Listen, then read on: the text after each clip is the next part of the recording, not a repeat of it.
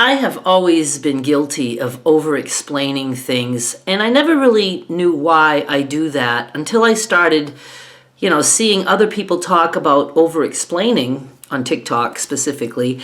And it's because when you are in a narcissistic relationship with someone, the stuff they come out with is so just over the top that when you explain it to someone else, you feel the need to over-explain it because it sounds so unbelievable at times.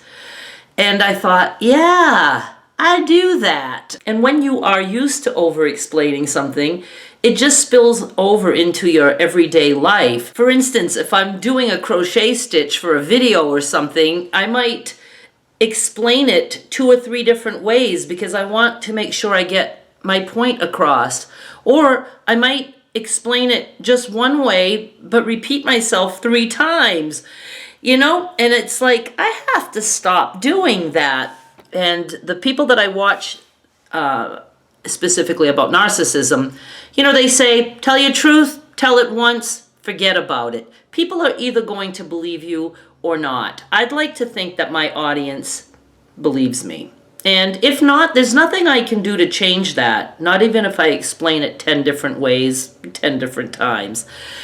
And now I am going to give you a very good example of over-explaining, because my original video idea for today was going to be something that I was about to over-explain. It sounds confusing. The other day I made a video about what happens when a narcissist gets old. In that video, I said a few things that I thought later, that probably didn't make any sense to anyone. And I was concerned about that because it sounds like I could be mixing up the story or maybe outright lying. And I take that seriously. I have a very hard time with not being believed because of the way I was brought up, being told that nothing I said was true. In that video, I talked about some things that happened in a certain sequence, but I failed to tell you guys that my mother is no longer sleeping in a bed. She sleeps in her chair now. She has for a few weeks. So when I said that I asked my mother if she would like a coffee as I was about to make mine, that didn't make sense because if she's flat in her bed or even sitting up in her bed, I would never give her a coffee in her bed.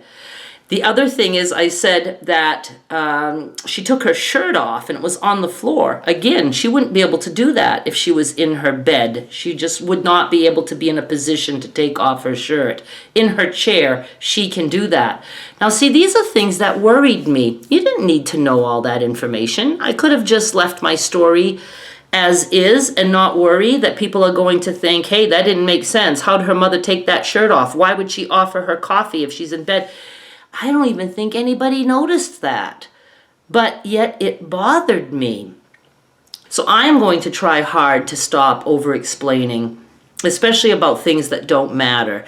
And I have to get over the fact that people are just not going to believe me, and that's okay. I'm not here to have people believe me. I really am not. I'm here to help those who may recognize what I'm talking about, and maybe it will help someone.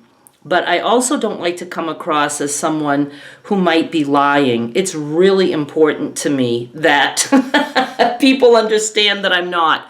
But why? It's because I need to prove that I can come across as not a liar. But it doesn't matter because people are always going to believe whatever they want to believe.